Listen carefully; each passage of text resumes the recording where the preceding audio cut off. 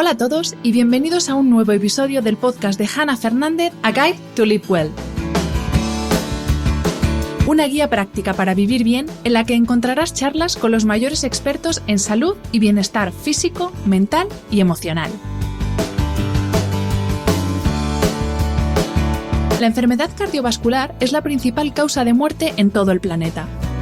Cada año mueren cerca de 18 millones de personas a causa de enfermedades cardíacas y cerebrovasculares, y se estima que la cifra ascenderá a 23 millones en el año 2030. La enfermedad cardiovascular puede estar originada por múltiples factores, desde el tabaquismo o la diabetes, pasando por la presión arterial alta y la obesidad, a la contaminación del aire. Y en ella influyen no solo lo que comemos y lo que nos movemos, sino también la calidad de nuestro descanso y la gestión del estrés y de nuestras emociones. Esta semana tengo el placer de charlar sobre cómo tener un corazón en plena forma con el Dr. José Avellán, cardiólogo intervencionista y cardiólogo clínico en el Hospital General Universitario Santa Lucía de Cartagena. El Dr. Avellán es también CEO de Área Sístole, una clínica especializada en la rehabilitación cardíaca en la que profesionales especialistas en cardiología, nutrición, psicología, entrenamiento funcional y CrossFit trabajan conjuntamente para ofrecer un apoyo multidisciplinar a pacientes que han sufrido algún tipo de evento cardiovascular.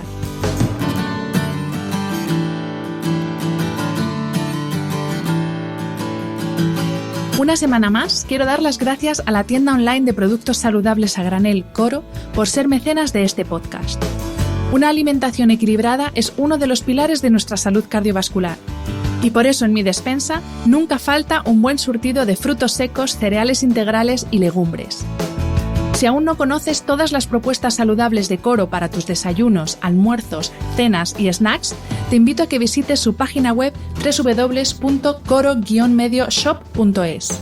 Si te decides hacer un pedido, utiliza el código podcast HANNAH, todo seguido y en mayúsculas, para disfrutar de un 5% de descuento. Recuerda que haciendo tus compras en Coro, no solo estás cuidando tu salud, también estás ayudando a la continuidad de este podcast.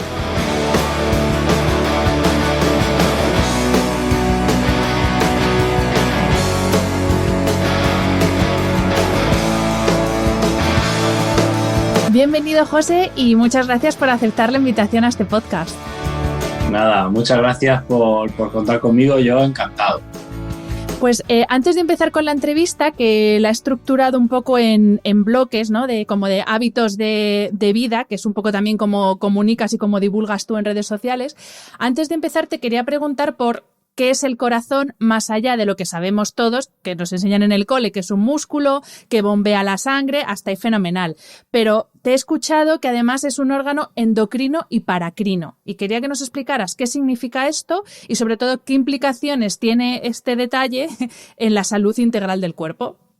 Sí, bueno, eso en realidad es así, no es algo en lo que haga muchísimo hincapié, pero lo cierto es que el corazón es un órgano compuesto principalmente por músculos y que tiene una función fundamental, y es que forma parte del sistema cardiocirculatorio. Crea la circulación de la sangre, que es tan necesaria pues, para intercambiar nutrientes, combustible, oxígeno, y sirve pues, de carretera como intercambio de hormonas, y es el modo en el que todos nuestros órganos y tejidos se comunican. Pero es que el corazón, además de eso, también es capaz de generar y de modificarse en función de los impulsos, tanto nerviosos como hormonales. Y el corazón también, pues en las aurículas y en los ventrículos incluso, se generan sustancias que tienen repercusiones, por ejemplo, a nivel renal.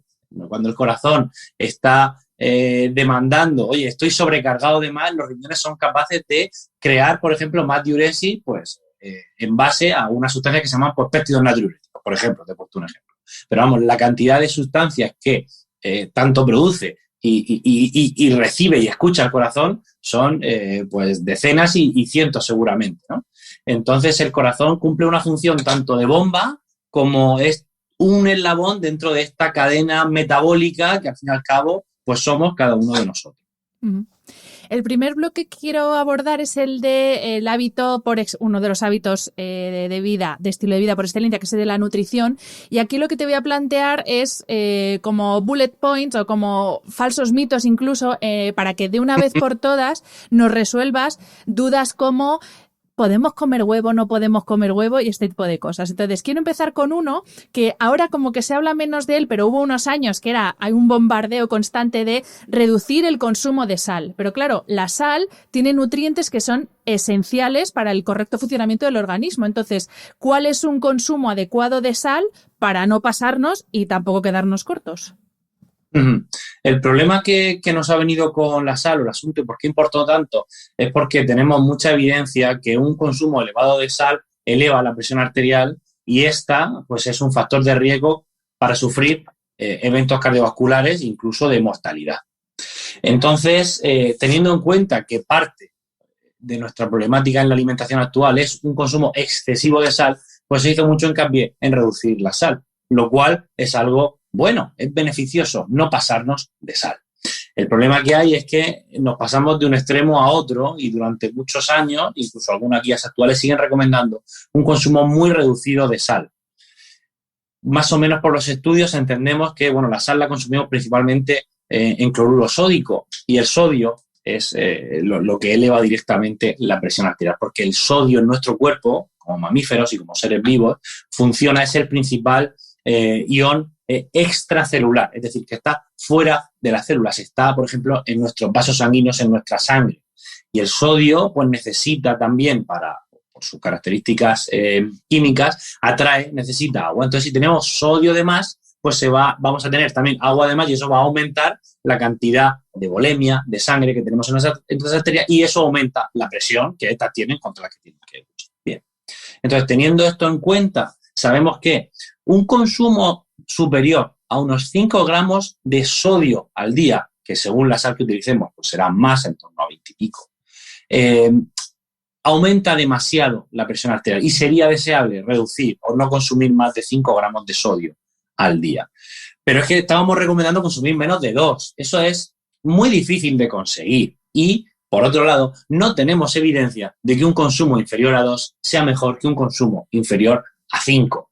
Con lo cual, la idea no es que tengamos que eliminar la sal de nuestra dieta, sino no pasarnos, no consumir demasiada o en excesiva cantidad. Esto, ¿cómo lo podemos hacer? Pues seguramente, simplemente, quitándonos los alimentos procesados, quitarnos esos alimentos que están curados en sal, como muchas veces, pues, incluso el jamón serrano, o quitarnos la pastilla de caldo concentrado, que es pura sal prácticamente, o no excedernos con el salero encima de la mesa. Y si somos de aquellos que nos ponemos sal a todo, bueno, pues restríngelo. En ese caso, quítatelo. Quizá estás haciendo algo bueno. Pero no significa, sin sal, sin sodio, no podemos vivir, como tú has dicho. Son nutrientes esenciales y que los necesitamos. Entonces, si bien sabemos, como he dicho, que reduciendo el consumo de sal, las personas que sí que lo consumen en demasiada cantidad pueden reducir su presión arterial. Si tú estás sano, no tienes hipertensión arterial, no abusas de alimentos procesados, pues seguramente puedas comer con el salero en la mesa. Ese es un mensaje quizá más real que el no, hay que eliminar la sal de la dieta, ¿no? Y bueno, la evidencia o la cardiología, por lo que yo puedo hablar, pues va por ahí ahora mismo. Perfecto. Siguiente tema, que claro, nos daría para un episodio o varios episodios solos, pero bueno. Seguramente todos los hablando nos darían para un episodio. Intento, no sé si es lo que tu misión, pero bueno, intento reducir o dar un mensaje como ya sintetizado, ¿no? Sí, porque al final también sabes qué pasa, que estamos en un momento en el que parece que todos tenemos que ser expertos en todo y al final nos metemos tanto a profundizar en cada tema, los que no somos profesionales de la salud, que al final te acabas perdiendo. Entonces, mi objetivo con este podcast precisamente es tener mensajes claros, concisos, vale, de lo que es salud y sobre todo que venga de expertos como tú que estáis actualizados, porque también hay expertos en toda la profesión sanitaria que no están tan actualizados. Pero bueno, pero al contrario, yo te hablaré de lo que sé, si hay algo que no sé también te lo diré. Claro. Pero vamos, seguro que de colesterol sabes un rato largo. Sí, mi primera pregunta es casi una curiosidad de por qué cambian tanto la cifra de cuánto, o sea, de qué es buen, o no sé cómo se dice, si la cantidad de colesterol que tenemos que tener, esa cifra que baila tanto, que ahora creo que está por debajo de 200, no sé, ya estoy un poco perdida. ¿Por qué cambia tanto ese criterio? Ese criterio cambia porque al fin y al cabo lo establecemos nosotros. Y cuando nosotros tenemos que decir qué es colesterol elevado, qué es presión arterial elevada, piensa que no tenemos nada a lo que fiarnos. Lo único que empezamos a ver son estudios de cohortes en los cuales pues empezamos a apreciar que cuanto más nivel de LDL o de tensión arterial, porque en este caso las dos son variables continuas, que además funcionan con una distribución no me acuerdo la palabra médica, pero vamos, una distribución normal en la población, podemos que cuanto más elevado está, peor es el pronóstico, más mortalidad y más eventos cardiovasculares. Esto funciona para el colesterol, LDL, y para la presión arterial, por ejemplo, entre otros, y también para la glucosa y otras cosas. Entonces, tenemos que establecer un umbral. ¿Por qué? Pues porque los umbrales nos facilitan mucho la vida de la medicina. Podemos saber a partir de cuándo podemos actuar y nos permiten dar unas directrices. Pero efectivamente, si somos realistas, pues deberíamos de saber que no hay un nivel, o sea, no pase, si el nivel para tener un LDL elevado después de un infarto es más de 70 o más de 50 en algunas guías, si tú tienes 71 no significa que estés mucho más sano que el que tiene 69. Seguramente tu riesgo es igual. Pero bueno, tenemos que establecer un límite pues, para guiarnos, pero siempre teniendo en cuenta la realidad. Entonces, los límites cambian pues, porque a lo largo de los años vamos apreciando que efectivamente con un nivel X también hay más riesgo cardiovascular. Y si bien en un primer momento, al principio, pues 250 de colesterol total nos parecía un buen límite, ahora 200 quizá pues a los expertos les parece mejor. Yo con el colesterol tengo muchos concerns, por así decirlo. Yo tengo clarísimo, y la evidencia es así, que a más nivel de colesterol LDL, peor pronóstico cardiovascular, pero también tengo muy claro que el poder o el riesgo añadido de ese colesterol no tiene por qué ser muy elevado. De hecho, en líneas generales o mayoritariamente no lo es. Y también hay otros indicadores del colesterol que son tan importantes como el nivel. O eso pienso yo. Y pienso yo no porque haya una evidencia tan fuerte, sino porque tiene mucho sentido fisiológico pensar eso. Y poco a poco yo creo que toda la evidencia que va saliendo pues va apuntando en esa dirección. Entonces, respondiendo a la pregunta de por qué varían, bueno, pues porque al fin y al cabo las guías las hacen personas que vamos cambiando de criterio y también puede haber cierto interés en disminuir mucho el nivel de colesterol. Yo no digo que no, yo no estoy ahí metido, pero creo que debe ser debido a ello. Y a propósito de todos los productos que proliferan en el supermercado y también con un marketing alucinante en todos los medios de comunicación que prometen reducir los niveles de colesterol malo en sangre, ¿es verdad? No te voy a decir que haya evidencia, pero bueno, ¿pueden ayudar o es una estrategia de marketing? O sea, la gente que se toma esta bebida concreta todos los días pensando que con eso tiene el colesterol malo a raya. Sí, o sea, si me preguntas directamente por el Danacol y similares que tienen esteroles vegetales, eso es, o sea, es real que tienen un poder de reducir los niveles de colesterol en sangre. La potencia es baja, por así decirlo. No creo que existiera o se comercializara mayoritariamente una pastilla que redujera los niveles de colesterol en torno a un 5 o 10%, como hacen estas bebidas. Y bueno, pero tiene mucho sentido y parece que es un producto que es muy seguro. ¿Cómo lo hacen? Pues en este caso, si no recuerdo mal, lo que tienen son esteroles vegetales que compiten con la absorción del colesterol. Entonces se absorbe menos y bueno, pues sí que tenemos que tener en cuenta que un 20-30% del colesterol de nuestro cuerpo es el que ingerimos. El resto lo producimos nosotros. Con lo cual, bueno, pues reduciendo la absorción de colesterol se reduce un poco tus niveles de colesterol. Pero claro, esto si tienes un colesterol de 150, pues significa que lo puedes bajar a 125 en el mejor de los casos, ¿no? Por ejemplo. ¿Eso funciona? Sí, eso funciona. ¿Es recomendable? Bueno, pues si tienes problemas de colesterol elevado, puede que sí. Pero tenemos que tener en cuenta que un fármaco siempre normalmente será más potente y siempre los fármacos hay que darlos con una indicación clínica clara y cuando vayan a mejorar tu pronóstico. El tomar estas bebidas porque sí, pues hombre, yo creo que si no tienes problemas de colesterol no tiene mucho sentido. Tenemos que tener en cuenta que el colesterol como tal cumple una función fundamental en el cuerpo. Forma parte de las membranas celulares, sirve para la síntesis de algunas vitaminas, de hormonas sexuales, es parte del sistema neurológico y de eso se habla poco. Tenemos muy claro que cuanto más colesterol en nuestra sangre, más eventos cardiovasculares, pero seguramente a partir de un límite. El colesterol es necesario para la vida y eso es así. Entonces, bueno, pues yo creo que siempre con precaución, son productos que pueden ayudar cuando haya problemas de colesterol elevado, pero que su potencia es limitada, pero sí, no es una magufada, ¿eh? Disminuye el colesterol. Bueno saberlo.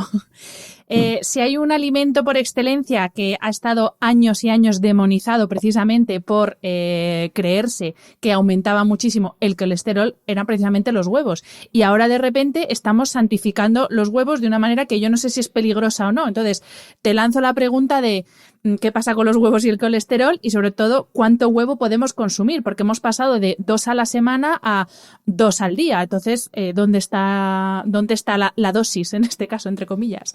Bueno, yo no creo que, hombre, ya depende del foro con el que te muevas, pero yo no creo que se estén ni santificando los huevos, pero sí que creo que se están antidemonizando y eso me parece bien. Yo creo que el motivo por el cual se demonizaron los huevos es porque básicamente su yema es prácticamente colesterol, proteína y colesterol, pero también tiene muchas vitaminas. Y entonces, claro, como aumentan el colesterol, y eso es así, pues entonces se crucificaron, no se puede consumir huevo, o consume solo la clara con pocas yemas, ¿no? Pocos a la semana. Ese era el motivo principal. Y efectivamente, cuando tú comparas los huevos con la lechuga, aumentan más el colesterol que la lechuga, es obvio. Pero dentro de una alimentación que yo considero sana y cardiosaludable, también hay productos grasos que pueden elevar el colesterol de una manera sana. ¿Qué es lo que tenemos o cuál es mi conclusión cuando me he revisado, y lo hice hace poco, la evidencia que hay con los huevos? Porque obviamente cuando los comparas con comida procesada, con comida de mala calidad, salen muy bien parados y entonces parece que los huevos son el santo grial. No creo que sea así. Cuando los comparas con una alimentación sana, pues te pueden o no elevar los parámetros de colesterol en sangre, pero no suelen tampoco, siempre que se consuman de manera moderada, empeorar el pronóstico cardiovascular. Lo que yo opino es que un consumo moderado de huevos, sobre todo si estos son, que es lo que intento yo cuando voy al súper comprarlos, que empiecen por 0,1, son un poco más caros, pero si te lo puedes permitir, creo que es por tu salud, porque son los que están criados con gallinas en el suelo, que corretean, e incluso con alimentación natural, pues creo que un consumo moderado de huevos, que puede ser pues, para una persona normal o pues de 1 o 2 al día, no tiene por qué elevar el riesgo cardiovascular. Yo todos los días no me como 2 huevos, pero a lo mejor luego tengo algún día que me como 5, por lo que sea, porque me viene bien en la comida, porque desayuno tortitas, que las hago con huevo, por lo que sea. Y creo que está dentro de un patrón normal. Y la evidencia pues apunta a ello. Uh-huh. Otro de los alimentos también vinculado a colesterol, y en este caso también según donde mires hay defensores acérrimos o enemigos acérrimos, es la carne roja. Sí. Ya te digo, hay mucha gente que dice que es mal, ya no la carne roja en sí, sino la procedencia de la carne roja, pero también me gustaría saber desde el punto de vista de riesgo cardiovascular cómo afecta un consumo moderado, porque yo siempre hablo de consumos moderados. Claro, entiendo que tomarse un entrecot de 400 gramos en la comida y en la cena no es bueno para nadie, pero... Yo no lo entiendo. Yo no lo entiendo, pero parece ser. O sea, sí, es que pero también hay muchos, sobre todo en redes, que hay veces que hay cosas que en redes no se debe utilizar las redes como fuente fidedigna, pero lo ves ahí que se aprietan unos chuletones que todos los días que dices, esto está bien, no está bien. Entonces, ¿qué pasa con la carne roja y la salud cardiovascular? Con la carne roja a mí me pasa que soy un poco, me aferro un poco a la evidencia que hay, porque yo no entiendo desde un punto de vista fisiológico por qué comer carne roja no puede suponer un problema para la salud, porque claramente estamos adaptados a ello. Yo creo que ocasionalmente, evolutivamente, ocasionalmente la hemos consumido. Esto puede ser varios días a la semana en algunas poblaciones y no entiendo por qué puede suponer un problema para la salud. Se hipotetiza mucho que si es que hay personas que aún tienen el genotipo cazador, otros que tienen el genotipo ya pues, menos adaptado a la caza, que si el papel de la microbiota, que si puede ser la procedencia de los animales, cómo se han engordado, cómo han crecido o si se les han dado X sustancias. Eso la verdad que no lo tenemos claro. Lo único que sabemos y cada vez sale, de vez en cuando sale algún estudio importante, algún algún estudio observacional importante, que lo que nos dice es que los consumidores de carne roja, incluso cuando esta es no procesada, pues tienen más riesgo de desarrollar, o sea, se asocia en seguimiento a tener más eventos cardiovasculares. ¿Cuál es el peso de ese evento? Pues mira, el último estudio que me miré hace poco, un estudio medio reciente, con 43.000 individuos, a lo largo de 30 años tenían 50 eventos más que, había en la cohorte que consumía una dosis de carne roja al día, no procesada, por cierto, tenía 53 eventos más a lo largo de 30 años. ¿Eso cuánto es? Pues 1,4 eventos al año en una población de 40.000 individuos. Ese récord relativo era como del 1,1 o algo así. Es pequeño. O sea, es que fumar mata muchas personas cada año en una población muy inferior. La tensión arterial mata muchas más personas cada año, la diabetes mata muchas más personas al año. Entonces, ¿hasta qué punto o cuál es mi conclusión? Pues yo creo que a falta de estudios que evalúen de verdad la procedencia de la carne, cómo hemos engordado al animal, qué ha comido ese animal o si ha tomado X sustancias para su engorde, a falta de esos estudios, que además no creo que vayan a salir muy pronto y vayamos a tener una conclusión clara dentro de poco, pues tiene sentido pensar que la carne natural de pasto, cuando se consuma de forma moderada, pues no debe de ser muy dañina y evitar pues todo lo que es la carne procesada, que esa claramente se asocia a eventos cardiovasculares y a cáncer, y pues evitar consumir la no procesada pues muchos días a la semana. Esa es mi conclusión, es lo que yo pienso, pero no tengo la verdad, es mi opinión la verdad. Vale, y último punto de este bloque de nutrición, a ver si cuando mi madre escuche este podcast, a ver si consigo convencerla que la leche entera no es venenosa, o sí. No sé, lo mismo pues me eso no pasa, claro. No, con eso pasa lo mismo que con los huevos. Fue demonizada la leche entera, o más que demonizada, empezamos a consumir productos bajos en grasa, ¿no? Porque entendimos durante mucho tiempo que la grasa era la culpable del infarto. Y eso tiene una historia que es, curiosa o bonita detrás, y es que la lesión fundamental para para la mayoría de eventos cardiovasculares son la enfermedad en las arterias de nuestro cuerpo. Y estas arterias, la lesión fundamental que tienen son placas de ateroma, placas de colesterol. Entonces tiene sentido pensar que el colesterol, que la grasa que ingerimos es la culpable de las placas de ateroma.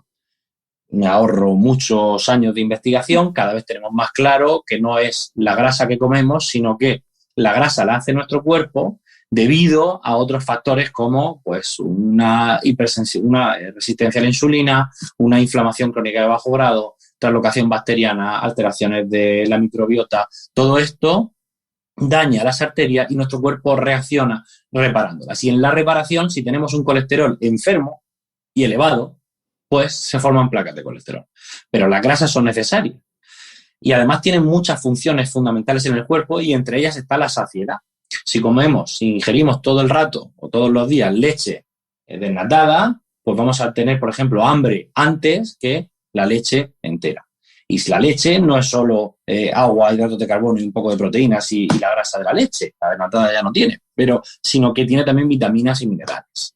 Y sabemos que para la absorción óptima de estas vitaminas y minerales, pues la grasa que tiene la propia leche es la que permite esa absorción, porque forma unas vacuolas y nuestro cuerpo las interioriza. Por eso la leche de nuestras madres no es desnatada ni tiene que pasar ningún proceso. Y la leche, si seguimos tomando la de mayores, pues tiene que ser leche, como la ha hecho la naturaleza, que es el laboratorio bioquímico más sabio del que disponemos. Pues mamá, ya has oído al doctor. Leche entera. Bueno. Hemos mencionado ya unas cuantas veces infarto, evento cardiovascular, y una de las cosas que más me sorprendió cuando descubrí tu trabajo a través de redes sociales es que tú precisamente trabajas con pacientes que han sufrido un evento cardiovascular, y una de las cosas, y aquí aprovecho para entrar en el siguiente bloque, es el del ejercicio. Una de las herramientas que tú utilizas para la recuperación de estos pacientes precisamente es el ejercicio, cuando también un poco toda la vida hemos visto que tras un infarto, oye, no te alteres mucho, tómate la pastillita, tú todo el rato tranquilito y eso, y moverte lo justo. Entonces, ¿de qué forma ayuda el ejercicio, además un ejercicio intenso que hacéis con vuestros pacientes, a la recuperación de estos pacientes? Sí, yo de hecho en mi día a día me dedico a arreglar los desaguisados de llevar un mal estilo de vida. Y además me flipa mi trabajo. Lo que pasa que hace que a la vez me sensibilice con tanto desastre que veo de gente joven ingresando todos los días con las arterias hechas un Cristo y se me parte el alma ver que lo hemos normalizado. Tanto el paciente y la familia como el sistema sanitario, médicos, enfermeros y auxiliares y de todo. Eso a mí me parte el alma y por eso pues, también me lancé un poco a divulgar. Y bueno, pues también la ciencia va avanzando y vamos descubriendo o dándonos cuenta que la clásica recomendación de reposo y vida tranquila después de tener un evento cardiovascular pues no tiene mucho sentido. ¿Por qué se recomendaba esto? No es porque se hubiera demostrado que la vida tranquila mejora la supervivencia, sino porque sabemos que el ejercicio, al fin y al cabo, supone un aumento, a la hora de realizarlo, me refiero, un aumento de frecuencia cardíaca, de tensión arterial, un aumento de factores protrombóticos y también hay, y esto es así, un aumento del riesgo de sufrir un infarto cada vez que nos ponemos a hacer ejercicio, todos nosotros. Uh-huh.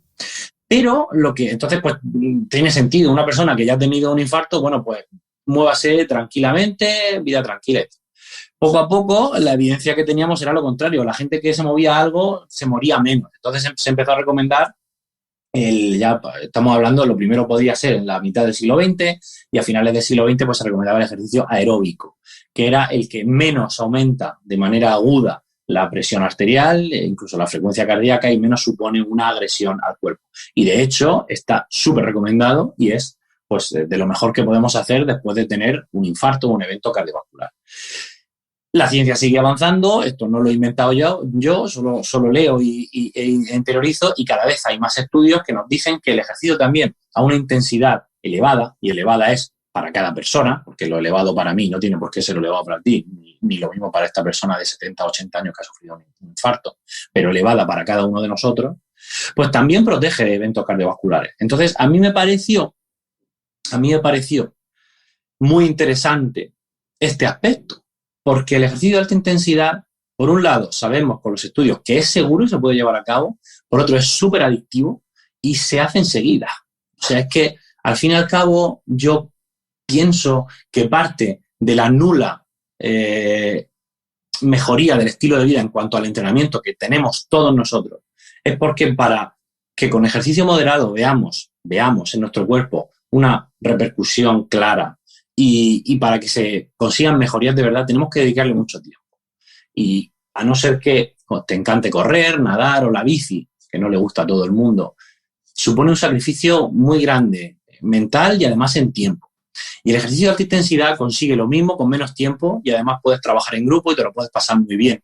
Porque tú trabajas 25 minutos, media hora como mucho, y me estoy pasando, si quieres, y tienes unos beneficios que desde el punto de vista cardiovascular son los mismos, incluso superiores. Entonces, a mí me gusta y yo he puesto en práctica, yo y mi equipo hemos creado un centro de rehabilitación cardíaca donde enseñamos a la gente que ha sufrido un infarto, pues, por un lado, a comer, a quitarse tonterías de la cabeza, tienen apoyo psicológico, que es lo que mejor funciona, y a entrenar en alta intensidad. Y la mejoría es brutal. O sea, es que lo vemos no solo en su cuerpo, porque mejora mucho más la composición corporal que con estar haciendo bici y comentando la jugada, que parece que están comiendo pipa en el bar. Y además, es que se lo pasan muy bien. Y luego termina el programa y es que se quedan con nosotros a entrenar, porque es que es una nueva forma de vida. Dedican un par de días, 3 a la semana, media horita, 1 hora entre que van y vienen, a entrenar, a estar con los amigos y a pasarse bien, a sufrir un poquillo, y es lo mejor que pueden hacer para su cuerpo y para su mente. Está clarísimo. Y luego, sin denostar, cada vez tenemos también mucha evidencia de que el ejercicio de fuerza, que también es más divertido desde mi punto de vista que estar 1 hora pues corriendo, trotando o en bici, también tiene muchos beneficios, porque uno de los principales problemas, y de esto se ha hablado muy poco, cada vez se habla más, pero desde el punto de vista médico me gusta reivindicarlo, que tienen todos nuestros pacientes, los diabéticos, los hipertensos, los lipémicos, los que sufren un infarto, es que tenemos una epidemia de sarcopenia tremenda. No entrenamos, o sea, no llevamos una vida que nos permita tener la cantidad de músculo que nuestro cuerpo necesita. Es así. Entonces, el ejercicio de fuerza, que también es divertido, porque es hacer unas cuantas series de levantar peso que duran apenas unos segundos cada una, al fin y al cabo eso es ir al gimnasio, también tiene muchos beneficios cardiovasculares. Mejora tu masa muscular, te ayuda a adelgazar más seguramente que hacer todos los días algo de ejercicio aeróbico y es beneficioso cardiovascular. Entonces, pues allí lo que intentamos hacer es una mezcla entre alta intensidad y ejercicio de fuerza. Justamente la siguiente pregunta era sobre una cosa que tú repites hasta la saciedad, que es que hay que levantar hierros. No solamente personas que han tenido un evento cardiovascular, sino todos. Y hablando de sarcopenia, sí que te quería pedir que nos expliques qué riesgos tiene para una persona sana que no ha tenido un evento cardiovascular, pero qué riesgos tiene la sarcopenia, porque es algo que yo creo que aunque se empieza a hablar cada vez más, pero no somos del todo conscientes y sobre todo de que a partir de cierta edad, y yo lo estoy notando, que voy a cumplir 40 y cada vez cuesta más hacer músculo y cada vez cuando uno para se pierde más rápido ese músculo. Entonces, claro, si pensamos que el corazón es un órgano compuesto por músculo, ¿cómo afecta la sarcopenia a nuestra debilidad? ¿Implica tener más riesgo de tener un evento cardiovascular en el futuro, por ejemplo? Sí, la sarcopenia desde hace mucho tiempo éramos conscientes de que las personas mayores que que son frágiles, que tienen pues una puntuación en la escala de fragilidad alta, son los que peor pronóstico tienen. A una edad avanzada, la fragilidad y la sarcopenia es un factor de mal pronóstico ominoso. El abuelo que no tiene músculo morirá pronto. Eso es así. Y cuando nosotros nos planteamos pues intervenir a alguien, operar a alguien de lo que sea, si es mayor, siempre le pasamos escalas de fragilidad, porque si es muy frágil, seguramente no supere ni la operación, entonces no se puede operar. El que sobrevive es el anciano que aún está fuerte. Pero también tenemos estudios de cohortes observacionales que han conseguido relacionar hasta la fuerza de agarre o la fuerza, lo grande que sea relativamente un basto de tu cuádriceps con la supervivencia a los muchos años. Entonces sabemos que desde la adolescencia estar fuerte protege de la muerte prematura y también de eventos cardiovasculares, ¿no? El corazón es un músculo y también se puede poner más o menos fuerte, pero eso es otro tema. Lo que hablamos es que una buena cantidad de masa muscular en tu composición corporal es beneficioso desde el punto de vista cardiovascular. ¿Por qué? Pues porque el músculo básicamente, pues por un lado, es el principal almacén de glucógeno y es el órgano también paracrino y endocrino más sensibilizante a la insulina que tenemos. Fíjate si tenemos músculos en el cuerpo. Si tenemos un gran almacén de glucógeno y una buena masa muscular que nos estén mandando señales de necesito glucosa, quiero sensibilizarte a la insulina porque necesito recargarme cada vez que me usas y no quiero, y es antiinflamatorio porque tiene que repararse una vez que lo hemos llevado al ejercicio y además manda señales a otros órganos para que no almacenen el exceso de calorías que tomamos en grasa, sino que me lo den a mí, que tengo que recargarme. Es un órgano fundamental y forma parte de un equilibrio óptimo de nuestro cuerpo. Cuando decimos que hay que entrenar fuerza no es porque estemos hechos para levantar hierro, estamos hechos para tener que necesitar una cantidad de músculo necesario. Es la moneda que tenemos que pagar por esta cantidad tan baja de músculo que tenemos actualmente. Entonces, por eso es importante entrenar fuerza, porque en este mundo actual que no necesitamos para comer, pues la necesitamos para tener nuestro metabolismo pues lo más óptimo que podamos. Y esa es la importancia que tiene el músculo. Antes, durante y después de un evento cardiovascular, hemos demostrado que aumenta la supervivencia. Viva el CrossFit, ¿verdad? Que sé que tú también eres crossfitero. Sí, yo hago CrossFit porque, bueno, me parece, también hago fuerza, A mí el CrossFit o la metodología tipo CrossFit, porque ahora voy a un box no oficial, me parece que reúne o aúna, pues muchas de estas bondades que estamos comentando, ¿no? Tiene otras y ejercicios que ya me parecen con menos transferencia, pero en general me parece súper recomendable porque, bueno, mezcla algo de fuerza, creo que insuficiente, pero sí que crea alta intensidad y se puede mantener un cuerpo muy sano simplemente yendo a clases de CrossFit que están bien estructuradas. Yo creo que sí. Uh-huh. José, otro de los pilares de lo que serían hábitos de vida o un estilo de vida saludable es, por supuesto, el sueño y el descanso. Sabemos que la falta de sueño está asociada con más obesidad, más hipertensión, más diabetes. ¿Por qué sucede esto? Bueno, pues porque nosotros, para empezar, todos necesitamos dormir. Todos los seres vivos duermen, por algo será. ¿no? En el sueño sabemos que nuestro cuerpo se repara, nuestro sistema neurológico se depura, nuestro cerebro elimina sustancias que no necesita e interioriza y se prepara para el día siguiente. Y si todos necesitamos dormir, pues eso para empezar, pues así deberíamos de hacer. ¿Qué es lo que pasa? Pues que la vida actual, como tantas otras cosas, pues tiene como repercusión que nos estresa mucho y nos deja dormir poco. Sabemos que las personas que clásicamente o durante su vida han dormido menos horas, pues también mueren antes, ¿no? Antes de tiempo. ¿Y esto pues tiene sentido? Pues tiene sentido. Esto tiene sentido porque si no reparamos nuestro cuerpo día a día debido seguramente a un componente de estrés, ansiedad, pues vamos a aumentar con las hormonas que nos activan de una manera pues suprafisiológica. Aumentan los niveles de cortisol, aumentan las catecolaminas y todo esto pues crea un ambiente más proclive a padecer enfermedad coronaria o enfermedad cardiovascular. ¿Por qué? Pues porque se crea un ambiente proinflamatorio, se crea un ambiente protrombótico. Nuestra sangre tiende a coagularse más fácilmente y aumenta los niveles o se disregula el balance del sistema nervioso simpático parasimpático. Predomina el simpático, que es el que nos activa.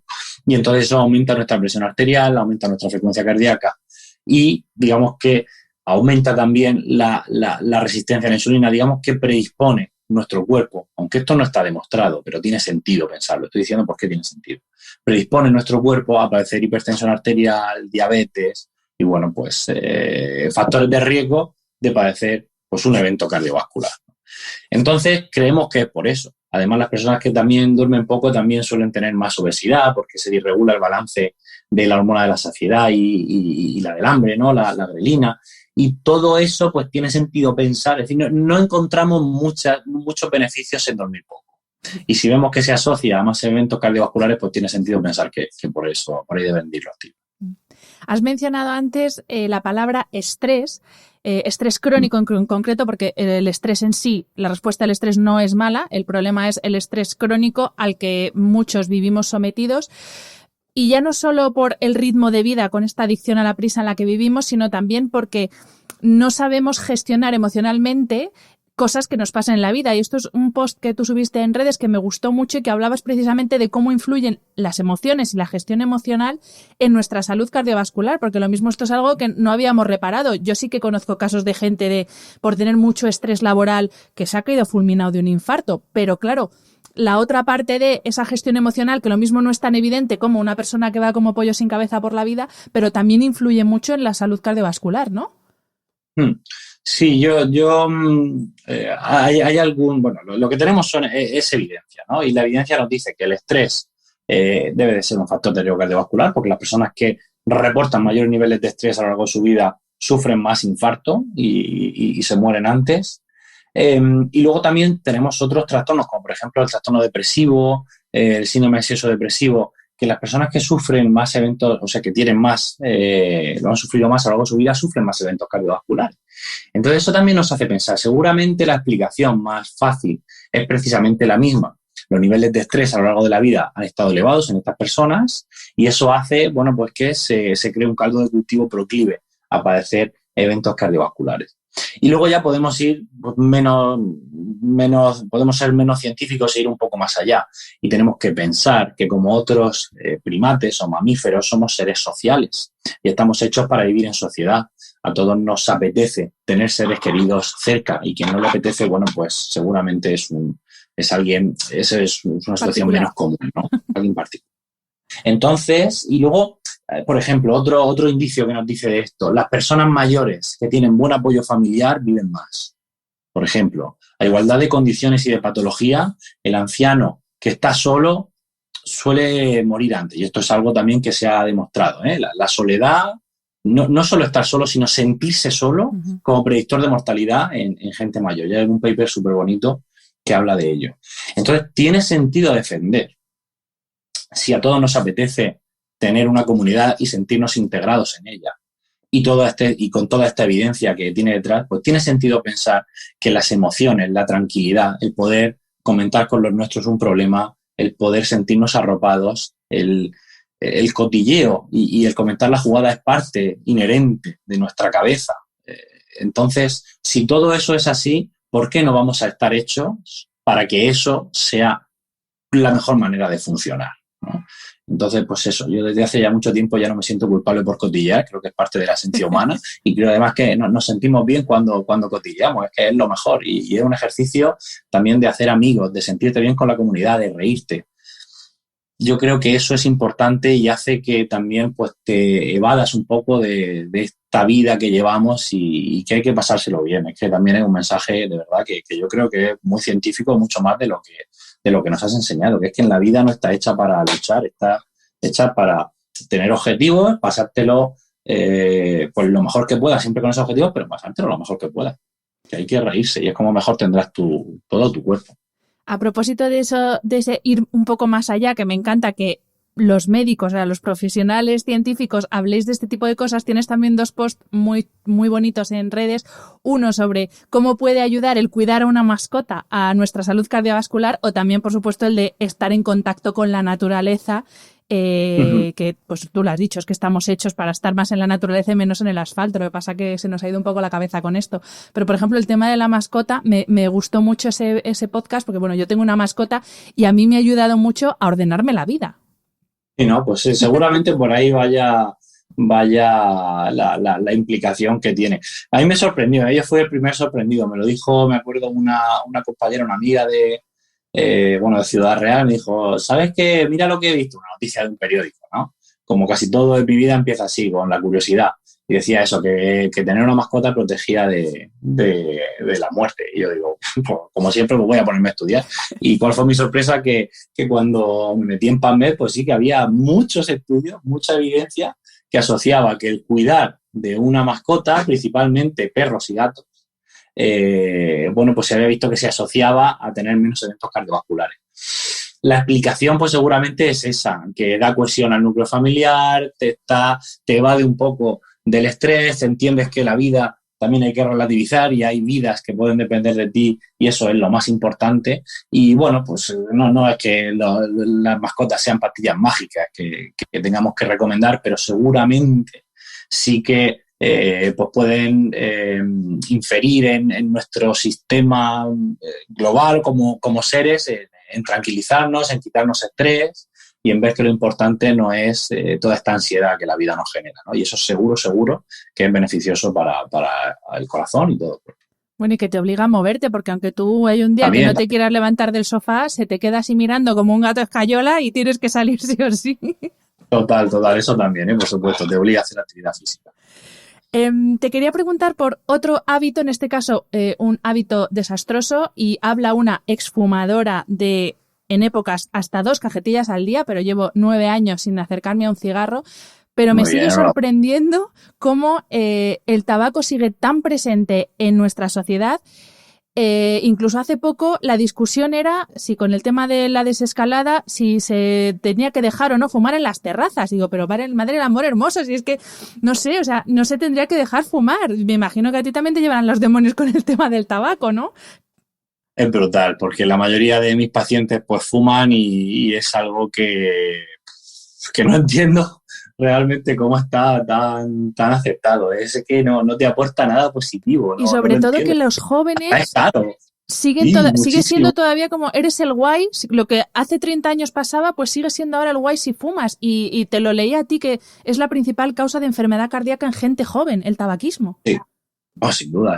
Sí, vamos, yo soy el mayor de 5 hermanos y mis hermanos pequeños fuman, yo flipo, realmente, es lo que se sigue llevando y es así, el tabaco no aporta nada bueno, es que hasta es caro, no lo entiendo, pero bueno, desde el punto de vista como cardiólogo, ¿qué te puedo decir? Bueno, pues que al fumar tabaco inhalamos muchísimas sustancias, la nicotina es la más famosa, pero también están los radicales libres, el monóxido de carbono, compuestos aromatizados, y todos, pues se han visto que tienen repercusiones desde el punto de vista cardiovascular. Yo, mira, precisamente esta semana hemos publicado, soy autor de una revisión de la repercusión del tabaco en la salud cardiovascular, lo tengo que poner en mis redes sociales.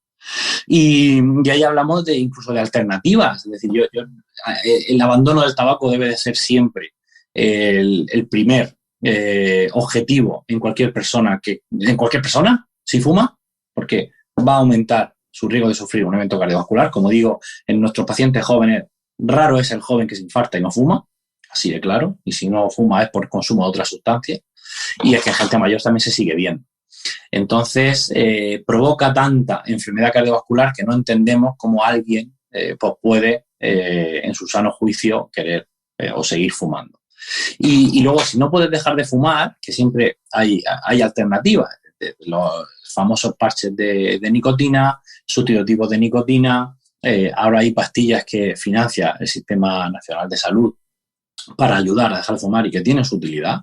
Y luego incluso, esto no lo recomendaré nunca, pero entre fumar o vapear, pues si tú estás dejándolo, pues a lo mejor pasa por el cigarrillo electrónico sin nicotina y luego ya lo dejas, no sé, algo así. Pero desde luego es un problema gravísimo, gravísimo. Y estoy seguro que en gente joven es el principal gasto sanitario que todos nosotros pagamos en nuestro día a día.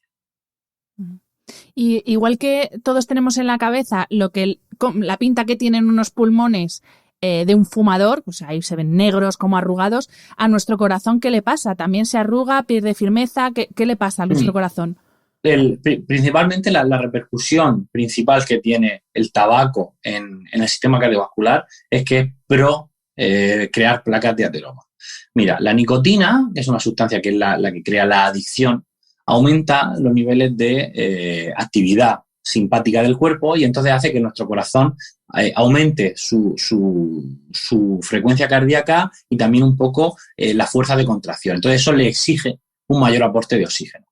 Por otro lado, el monóxido de carbono, que también lo inhalamos, lo que hace es que impide que nuestra hemoglobina, que es una proteína, un compuesto que tenemos en nuestro cuerpo, que es la encargada de liberar y transportar el oxígeno, pues hace que la hemoglobina tenga menos afinidad por el oxígeno porque se une también al monóxido de carbono.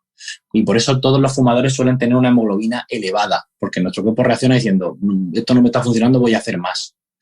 Y luego, por otro lado, los radicales libres directamente dañan la pared de nuestras arterias, entre ellas las arterias coronarias, las arterias de nuestro corazón. Entonces, es un compuesto que se muerde la cola él solo, lo que es el tabaco, porque la nicotina le exige más al corazón, el monóxido de carbono hace que se oxigene menos y los radicales libres hace que no se nutra suficientemente bien el corazón porque creamos placas de ateroma que obstruyen la luz de las arterias, con lo cual es un caldo de cultivo del corazón él solo. Por el efecto del tabaco se exige más y se impide nutrirse adecuadamente. Todo el tabaco genera que el corazón pues llegue a un límite y se creen problemas como el infarto, las anginas y bueno, pues los eventos cardiovasculares de los que 1 de cada 3 españoles, pues españoles y ciudadanos del mundo en países de moderados ingresos y altos ingresos mueren. Pues nada, espero que esto sirva para los fumadores que nos estén escuchando, que yo lo hago con todo el cariño, pero soy de la Liga Antitabaco total, porque además yo soy un ejemplo de que se puede dejar. Yo lo dejé de un día para otro, con parches, eso sí, me ayudaron los parches y no sé, es que como no lo entiendo, soy un poco radical en esto. Dicen que los exfumadores somos los más radicales con el tema del tabaco, pero bueno, espero que esto ayude a la gente que nos está escuchando a pensárselo y a dejar de fumar, ¿verdad? Es que, pues eso, claro, parece mentira. Claro. Pues, José, mi última pregunta es específica sobre la salud cardiovascular de la mujer, porque sí que es verdad que lo que sabemos es que las mujeres suelen tener menos eventos cardíacos que los hombres hasta que llegamos a la menopausia, y creo que aquí las cifras, no sé si se invierten o por lo menos se igualan por todo el desajuste el desajuste hormonal que se produce con la menopausia. ¿Nos lo puedes explicar? Sí, bueno, lo que ocurre es que la mujer, estos son, como siempre, cosas que existen y nosotros intentamos ponerle orden, intentamos poner niveles, umbrales y dar directrices. Pues lo que ocurre es que nos dimos cuenta que los eventos cardiovasculares hasta una mediana edad, hasta los 50, 55, eran mucho mayores en los hombres. Cuando empezamos a investigar, pues esto que estaba pasando, porque había esta epidemia de que todo el mundo se moría de infarto. Y nos dimos cuenta que a partir de la menopausia la mujer empezaba a aumentar su riesgo de sufrir eventos cardiovasculares, incluso en algunos estudios llegó a superar al del hombre. Entonces, bueno, la explicación más fácil es que los estrógenos que tienen elevadas las mujeres hasta que llega la menopausia protegen de enfermedad cardiovascular. Se empezó a estudiar en laboratorio, bueno, ya sabíamos algo, y efectivamente los estrógenos son sustancias que también tienen su repercusión a nivel metabólica y disminuyen la presión arterial, disminuyen la frecuencia cardíaca, aumentan la sensibilidad a la insulina, mejoran el perfil lipídico y por eso las mujeres estaban más controladas y tenían menos eventos hasta la menopausia. Para luego, cuando pierden pues el periodo, los niveles de estrógeno caen y de repente, bueno, pues parece que el riesgo a partir de entonces se iguala. Entonces, pues se dijo, no, la mujer está protegida hasta la menopausia. Bueno, en realidad eso es un mensaje muy simplista, porque la mujer no está protegida. El tabaco le sigue haciendo el mismo daño, esté antes, o sea, haya perdido o no los periodos. El bajo porcentaje de masa muscular que trabajamos a lo largo de la vida es un protector para toda la vida de sufrir eventos cardiovasculares. Esto nos va cambiando. Y luego, además, la mujer clásicamente pues tenía un estatus social o en la familia muy distinto al que tiene hoy en día y la mujer pues no hacía ejercicio, era la cuidadora de dar de comer y crecer a toda la familia, a los niños y se preocupaba poco por su salud, ¿no? Entonces pues si encima decíamos que estaba protegida, pues eso hizo pues que ahora tengamos una epidemia brutal de no solo enfermedad cardiovascular, sino también, por ejemplo, osteoporosis en la mujer mayor que no ha trabajado a lo largo de su vida y es precisamente por eso. No es que no haya tomado leche, es que no ha hecho ejercicio a lo largo de su vida. Entonces, si bien es cierto que los estrógenos protegen a la mujer hasta o durante su producción, durante su vida fértil, no nos podemos quedar en eso. El mensaje que tenemos que dar es, joder, aprovéchate que aún estás protegida, trabaja por tu salud, crea hábitos de vida adecuados, lleva una buena alimentación, entrena y crea esa costumbre de tener un entrenamiento regular que te va a mejorar, que te va a servir para el resto de tu vida, porque sabemos que las mujeres que llevan un buen estilo de vida, igual que los hombres, bueno, pues tienen menos eventos cardiovasculares a lo largo de toda su vida. Entonces, ese para mí el mensaje que yo tengo que dar a día de hoy cuando me preguntan por las hormonas y la mujer. Luego llegan otros debates más difíciles y más controvertidos, como suplementación de terapia hormonal sustitutiva en la mujer. Se ha demostrado beneficio, pero también algún perjuicio con algunas sustancias intravenosas. Ahora mismo solo se recomienda cuando la mujer está muy sintomática. Si hay algo que ha demostrado mejorar la sintomatología asociada a la menopausia, también ha sido el ejercicio. Yo creo que el mensaje principal es que el estilo de vida es una asignatura pendiente, un estilo de vida óptimo en nuestra sociedad actual y yo creo que deberíamos de trabajar más en ello y a partir de entonces ver si hay algo anexo o extraño que podemos hacer para, por ejemplo, aliviar los síntomas de la menopausia. Pues, José, con esta pregunta termina la entrevista. Muchas gracias por tu tiempo y, sobre todo, muchas gracias por todo lo que compartes y lo que divulgas a través de tus redes, precisamente para eso, para que todos tengamos un estilo de vida más saludable que nos ayude a llegar a viejecitos con muchos años y, sobre todo, muy autónomos, que es donde está la gracia, porque llegar a viejecito y que te lo tengan que hacer todo, pues tiene poca gracia. No tiene. Pues nada, Hanna, muchísimas gracias a ti. Yo muy orgulloso de que hayas querido contar conmigo y para lo que necesites, para mí es un placer. Bueno, ya como he dicho al principio, hemos tocado muchos temas en este episodio. Ha sido una visión general de la salud de nuestro corazón, pero me encantará contar contigo en el futuro para ir a temas más concretos y sobre todo en los ámbitos en los que tú estás trabajando e investigando. Así que cuando quieras, este podcast está abierto. Pues nada, yo encantado. Muchas gracias, Hanna. Gracias a ti.